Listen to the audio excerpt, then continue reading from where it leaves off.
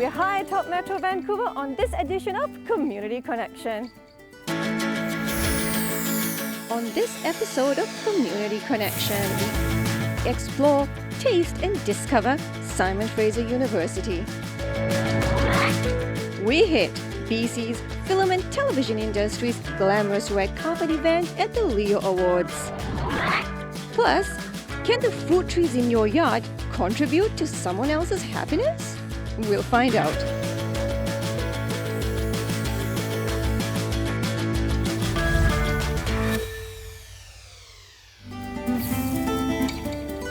Hello and welcome to Community Connection on Shaw TV. I'm Daisy Keshni. I'm here atop Burnaby Mountain on the traditional territories of the Three Coast Salish First Nations, the Musqueam, Squamish and Burrard. The Simon Fraser University is located on top of the world. From its architectural historical start to its groundbreaking contributions to the world. This is SFU's legendary academic quadrangle and reflecting pond. Located around here are various sculptures to touch and discover, as well as murals and its historical installations that reflect SFU's respect and contribution to the arts. Either come by here in person or download their free app iMesh and discover and see more for yourselves. It's just so calm and relaxing standing over here. Now this tree next to me may not have any fruits growing in it, but if you have excess fruit in your yard, don't let it go to waste. Dana Schindel shows us the good that can come out of it.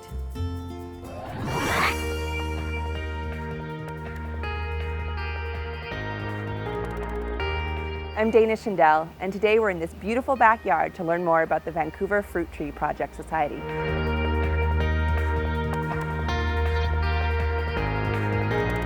Vancouver Fruit Tree Project is an organization that takes backyard fruit from being wasted and gives it to people who need it.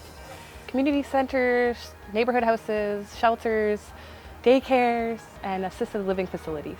We have over 200 volunteers registered that pick fruit throughout the year. We'll do between 30 and 80 fruit picks each summer, and we'll pick on average about 4,500 pounds of fruit.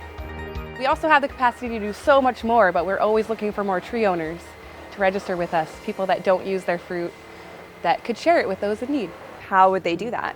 They just go online to our website and just click tree owner and register with us, and there's very few expectations of a tree owner. All they have to do is let us know about a week before they think their tree is prime picking, and then we ask them the best time to come and organize a team of volunteers to come pick the fruit. And the best part is we also leave a percentage for the tree owner, so they get some without even having to pick the fruit, and we also clean up our mess. The Vancouver Fruit Tree Project seeks to lower food waste, all food that is discarded, lost, or uneaten, and improve food security. Food security, as defined by the Food and Agriculture Organization, exists when all members of a community have physical and economic access to safe, sufficient, and nutritious food at all times. There's so much food wasted in Vancouver, in Canada, but in Vancouver alone. 1/3 of all food produced is wasted in Canada, and 45% of that is fruits and vegetables. We are actually in the backyard of one of our registered tree owners, and she has cherry trees, apples, pears, plums, and kiwis in her yard. There's no way she would be able to harvest and consume all this fruit herself, so that's where we come in.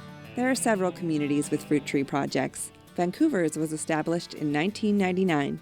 We also do canning and pruning workshops to help raise awareness about maximizing your fruit production so there's more to share. And we also have an affordable pruning service that people can use, and part of the proceeds go towards funding the project. You're helping so many people. When we give a daycare 300 pounds of apples, they have enough fresh food for those kids for the week, and they make pies with them, they make jam, they do so many things with it that, you know, you're helping so many people by just picking fruit for a couple hours. And one of the best parts of being a volunteer for us is there's no commitment. A lot of people are afraid to volunteer because they don't want to do something that's once a week for a year.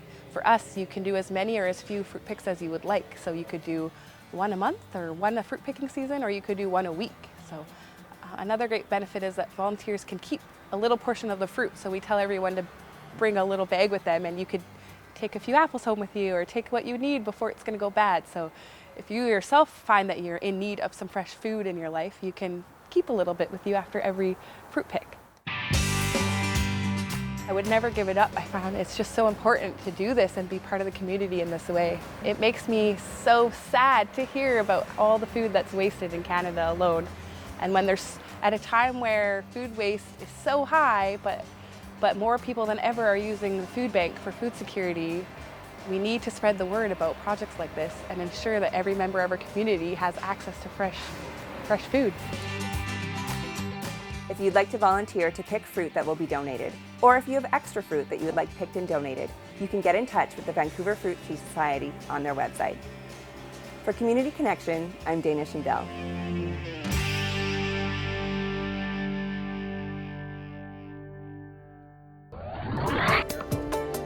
Thanks, Dana. Who would have thought your fruit trees could feed the people in your community?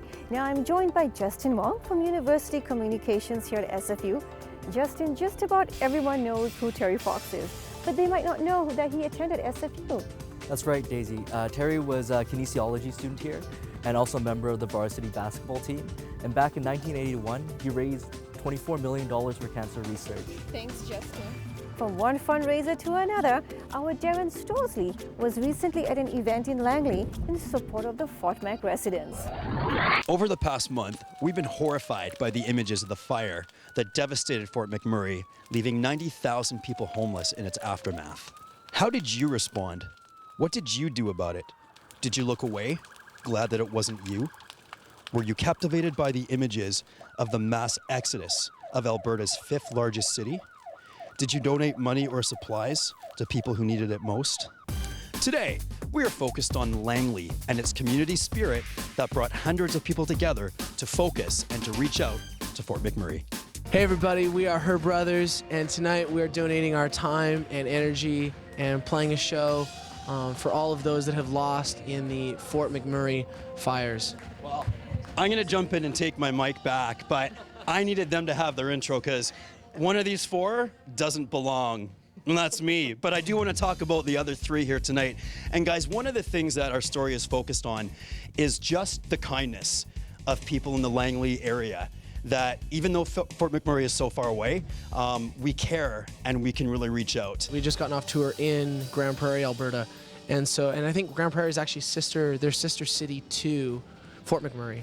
And so I was like, we should do a show, and our mom, who's also our manager, she was like, we should do a show. And because we played there and we're on tour, we were like, we should do that here.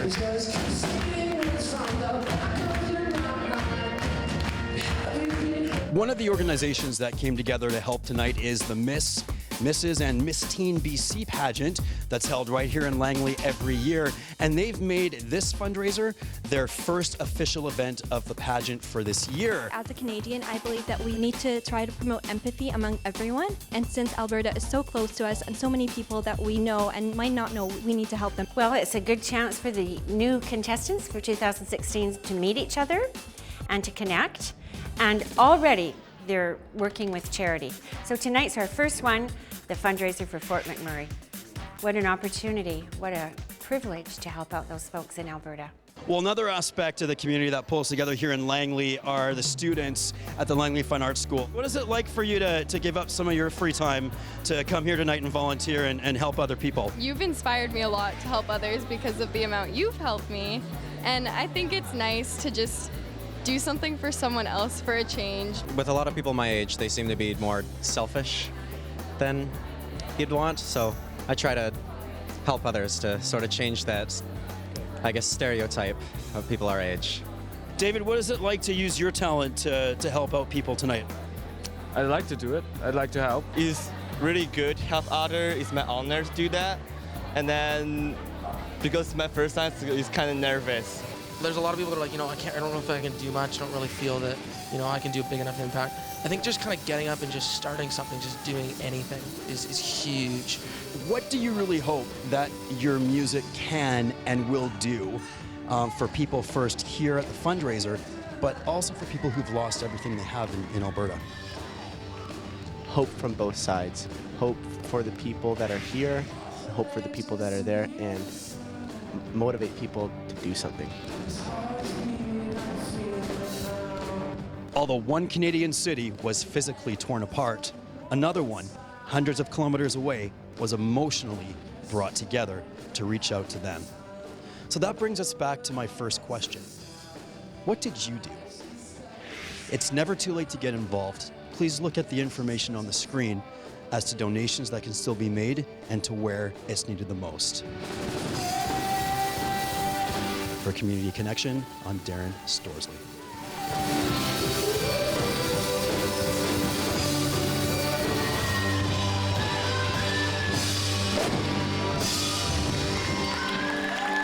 I'm standing here by the very popular Oval Reflections egg sculpture. You can walk into it, sit down, or even take a photograph or two. Stay tuned with us, we'll be right back.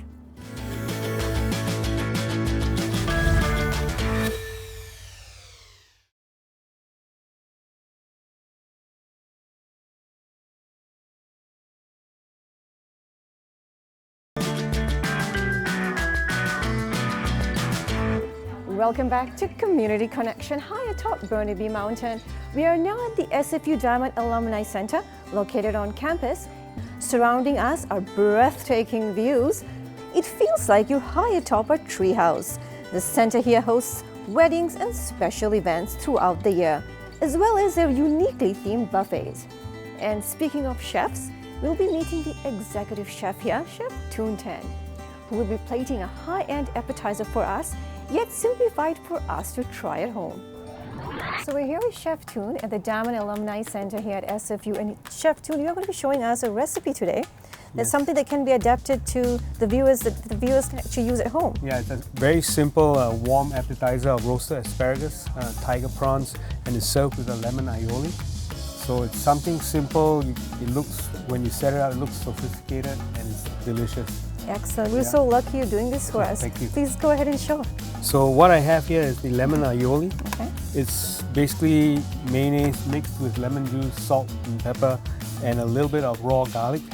And so now you put a dollop across here and you smear it across the plate. Nice. How important do you think plating is? It's essential in plating when you want to impress the guests, Impress your guests, yes, absolutely. So now I take the roasted asparagus and form a raft over the aioli.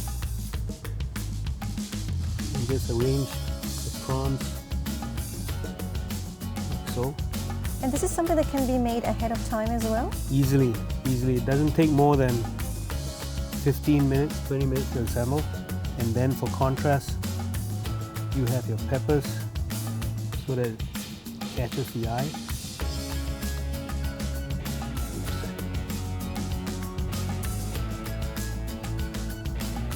Anytime you do a plating, you want to make it so that it's not only delicious, but you make it visually appealing, right? So because you eat with your eyes as well, right? Yes, exactly.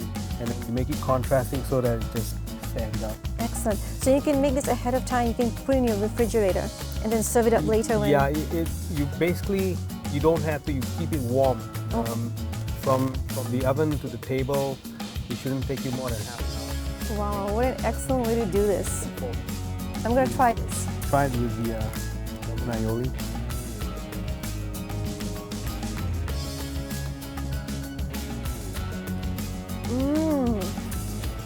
I love it. Thank you. This is definitely something you want to try at home, for sure. From your palate to burning some calories, Bike to Work Week has come a long way since its humble beginnings. And Stephanie Florian was at their wrap party recently and she discovered a new trend in cycling, cargo bikes. A crowd of approximately 2,000 bike riders pedaled their way to Creekside Park on a sunny Friday at the start of June, here to celebrate the end of Spring Bike to Work Week, an annual event coordinated by the cycling organization Hub. It's been an incredibly successful event. We've broken records on new riders, number of riders registered online, and those counted at all of our celebration stations. We're hearing that cycling is a convenient, easy and fun way to get to work. We actually had a gentleman who biked from the North Shore all the way to Vancouver Coastal Health at VGH, and he said it was so easy and a lot of fun to get to work. The best thing I think about the commute is actually that I'm not in front of a screen. I've really got to be present in the moment when I'm riding my bike to work. It's not always a super peaceful ride, but it is definitely time where I'm just spending time with me and having that time before and after work to get ready for the day and decompress. Probably about like once a week, once every 2 weeks. It's a bit of a longer commute for me, so I don't bike all that often, but I do enjoy it when I do. 3, 2, 1, go.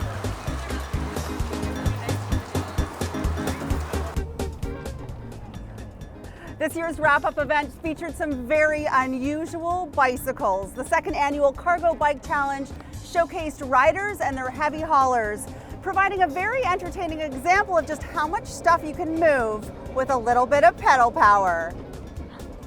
The Cargo Bike Challenge, or Cargo Bike Championship, which we're calling it, is basically an opportunity for everybody in Vancouver and the cities around us to bring their cargo bikes, to show them off to anyone that's interested and race them for some fun prizes. Well, part of the reason we think they're growing in popularity is because they offer a solution to people beyond the automobile. So for us, we get to haul our kids to their camps, or we go do our Costco run, or any of those things that are all possible with a bike. Oh my God.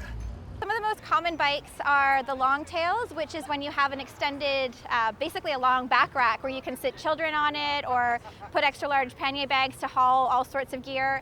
And then there's also the box bike, or the Bakfiet, which is more traditional Dutch style, and it has a box in the front.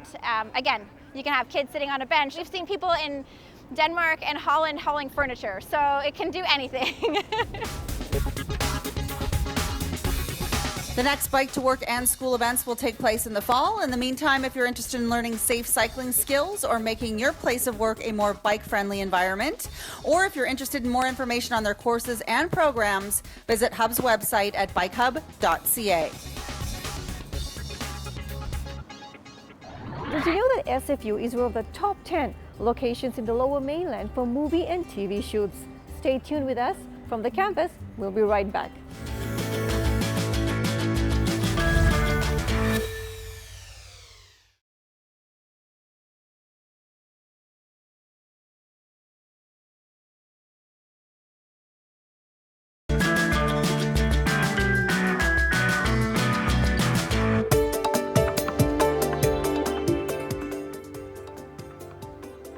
Welcome back. We're at the Troxler Observatory and Science Courtyard with Dr. Howard Troxler. Dr. Troxler, you must tell us about this spectacular place. Well, thank you for the opportunity to talk about it, Daisy. So this is an observatory at Simon Fraser University, the Troxler Observatory. We have a fabulous telescope, a giant dome, and it's situated on a public science plaza in the middle of campus. This is impressive, Dr. Troxler. So from Dr. Troxler's star parties in the sky to the star parties on Earth, Stephanie Florian is back with the glitz and glamour of the Leaha Awards. Booming now more than ever, the BC film and television industry has contributed over $2 billion to the BC economy alone last year. Tonight marks the final and most glamorous evening of all, the annual Leo Gala Awards here at the Hyatt Regency. On the red carpet at the Leo Awards, I'm Stephanie Florian. Sarah, 2 nominations, 2 very unique projects on the farm. Remedy, can you give us a little bit of a sneak peek into both of these projects and your character? Yes, absolutely. Remedy was a series that I absolutely adored working on. It was a medical family drama. Just loved every moment of it. And On the Farm is quite different. The Picton murders, incredibly important story. It was an absolute honor and an incredibly profound experience. Best lead, Peelers. I haven't seen it. I need to know more. It's a horror movie, and it takes place in a strip club. Is it slasher horror? Yes. Oh, even better. I love it. I used to be a bit of a closet slasher fan. Yes, you will love it then. Okay, female director, female triple threat. What do you consider yourself first and foremost? Now I consider myself a director. Everything about it was incredible, and the message was really important, so I felt like I could really get behind it. Any advice for the, future filmmakers and female future filmmakers? Go for it. Do it. There's only 8% female directors right now, and we need to change that. Walter DeRoshan, he is the president of the Leos. He's also an award-winning photographer and filmmaker. Leo Awards celebrate artistic excellence in British Columbia. We're 18 years old. We range from motion pictures all the way down to student production and a variety of crafts. And Our mandate really is to just recognize the work of our community. What was the most special moment as far as the whole project? I wrote it basically because I'm a big advocate for PTSD and mental awareness. I think the turning point for me was meeting Adam when he asked me to direct, because he was so clear about wanting to reach an audience for such a kind of pure purpose. What are the trophy girls? I need more information on this. One of the most important people of the night, right? This year, I just wanted to do a really modern, awesome take on a lady's tuxedo. I work with First Nations artists to apply the artwork, and I apply it to fashion, so I think we've shown a bit of that tonight. Well, we're going to be making sure that everybody knows where they're going and giving out the award as well. Definitely an important part of the night, and looking fabulous on the red carpet. There is some wow factor going on. Congratulations and kudos to you. Everybody's looking gorgeous because of you. What are you wearing? Who are you wearing? I am wearing Catherine Regar, Swarovski crystals embedded in all of my flowers. It looks amazing. What are you wearing? I'm wearing a tuxedo by a handmade tuxedo place. I don't know. Let's see if there's a label, shall we? All right. Let's see. Lineage. He's wearing Lineage. Okay, well, there we go. What are your thoughts on the BC tax credit? Do you think up until this point it has actually helped your career? I think it's been great for the industry. The fact that they're retracting it is a bit of a worry, but it doesn't seem. I've had a lot of friends in the industry, and they don't think with all the business that's going on, it hasn't greatly affected Los Angeles. Is Vancouver really Hollywood North, do you think? It has become Hollywood North again. It is the busiest in this city that it has ever been, I think. Even in the big Hollywood North boom in the 80s and 90s, it's busier now. Do you think that the possibility of the tax credit getting lowered will affect the future of BC film at all? I don't think so. I think there's so many good benefits for producers to come up here and utilize the crew and the locations. I don't think it's going to affect it, actually. Identical twins. They just got their big break. What show is it? Come on, divulge. It's called A Series of Unfortunate Events, and we are the hench people of Count Olaf, who is Neil Patrick Harris. You know what? Supernatural is one of those, I don't know, it's one of those roles that changed my life forever. You know, and not just being able to play such an amazing character, but the fandom that comes behind that show. Advice for other aspiring actresses or actors? Well, this film actually I did as a volunteer job. So, I mean, don't say no. Just keep doing it, keep passionate, and absolutely don't give up. Great advice. Stay passionate and stay on track. Stay focused. Thank you. Have a great night. You too. The crews up here are second to none. I think a lot of times producers come up to Vancouver expecting a certain level, and they're always surprised. They just don't realize that we've been doing it up here for about, 30, 40 years. This room is seriously oozing with talent. It's hopping. Everyone's having a great time. Everyone looks fantastic, as do you. Oh, thank you. We're on the red carpet. This is the Leo Awards Gala, and I'm Stephanie Florian. I'm Matthew Kevin Anderson. Have a great night, and thanks for watching. Congratulations to all the winners of the 2016 Leos. And another great local event that happened recently was the 70th annual Cloverdale Rodeo, and our Leaha Hammond was there. I am standing in the middle of the biggest event in Metro Vancouver, the 70th annual Cloverdale Rodeo and Country Fair. I'm Leaha Hammond for Community Connection, only on Shaw.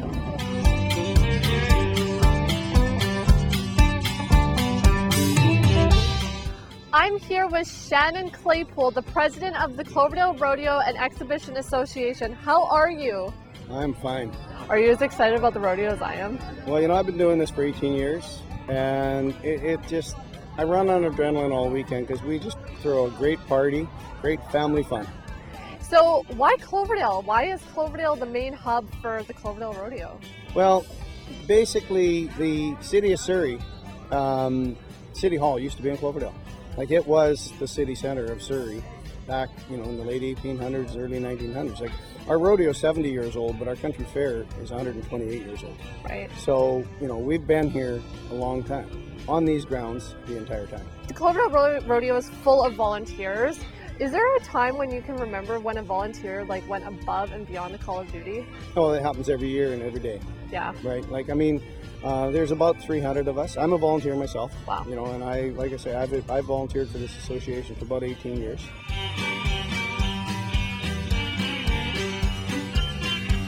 We are joined with 2015 World Roundup freestyler Andy Anderson, and my friend. How does it feel to be a local boy competing at such a big competition?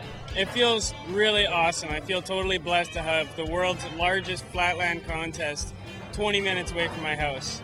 We got skateboarders from Japan, Germany, Sweden, Spain, everywhere across the world. So do you do anything like in the community as far as like teaching kids or teenagers how to skateboard?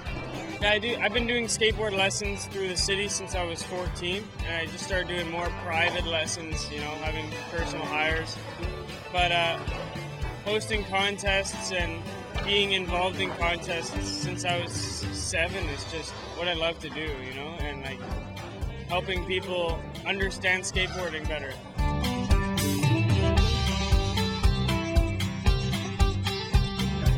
I'm here with Spencer, the son of Jason, who owns this amazing donut truck.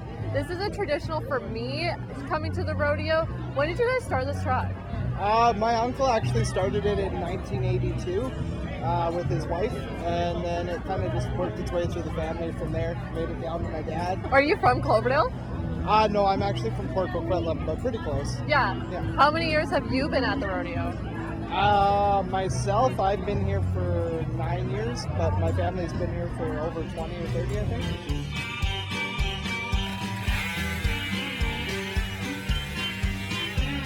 So what's the name of your business called? It's Grenades Mendy. Wow, where are you based out of? Delta. Delta? Yeah. So not too far. No, not too far. What's your favorite part about doing henna? It's the passion and just sharing art with other people.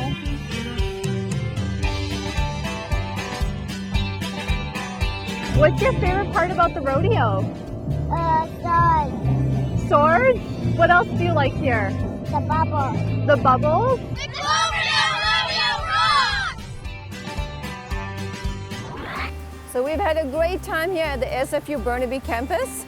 Congratulations and cheers on its 50 years. We hope you've learned as much as we have. So we'll call the show a wrap. Atop Burnaby Mountain, follow us on Twitter and Facebook. We'd love to hear from you. Take care.